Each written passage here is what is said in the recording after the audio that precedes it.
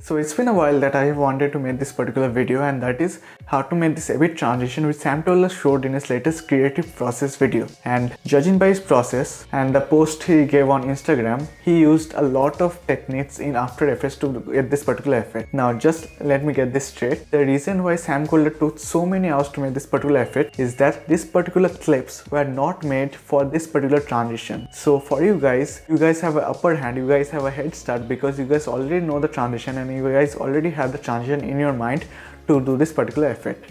So doing this particular effect is pretty simple if you have this transition in your mind. While in Sam Kolder's case, he did not have this particular idea in his mind. He made this idea in the studio while he was working on. So that is the reason it took him so many hours to do so. So first I'm going to just explain what Sam Kolder did, like what he exactly did in this particular video. Like he already shared a post on Instagram how he actually did it in a time-lapse sequence. But I'm going to explain how to do this particular technique when you have this transition in your mind. So when you have this transition in your mind, it is way more easier to do this particular effect. I'm not going to go into an in-depth tutorial on this particular technique, like step by steps what to do and what not to do, but rather I'm going to show you the steps of what you need to do actually to make this particular effect happen. So with that being said, what's up guys, Special Sammy here. Welcome to my newest video. I hope you guys are having a great day. With that being said, let's get started.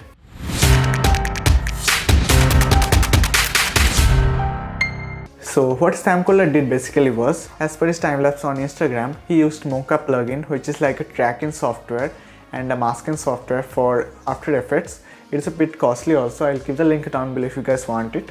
So it is like a tracking software. He just tracked one of the clouds.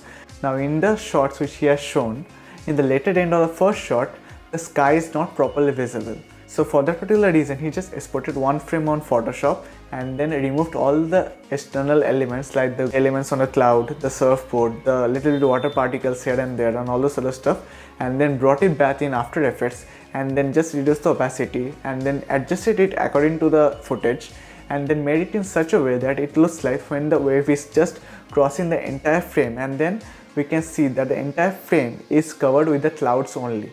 And after that, what you need to do is you need to have a second clip which has a lot of highlights in the sky, like the drone footage.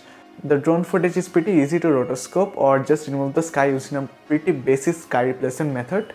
And then what he did, after replacing the sky using a Lima key or a keyer software or any other keying technique which is there on the internet, after just keying the sky, he just added a fake motion using some tracking elements or using some basic motion keyframes and then ease them out at the end. So after adding some basic position keyframes and after easing them out, you will get this epic seamless kind of effect which Sam Kolder showed in his video. Now, in order to make this particular effect for you, you need to do is the easy method. Just follow the easy method, which is shoot with this transition in your mind.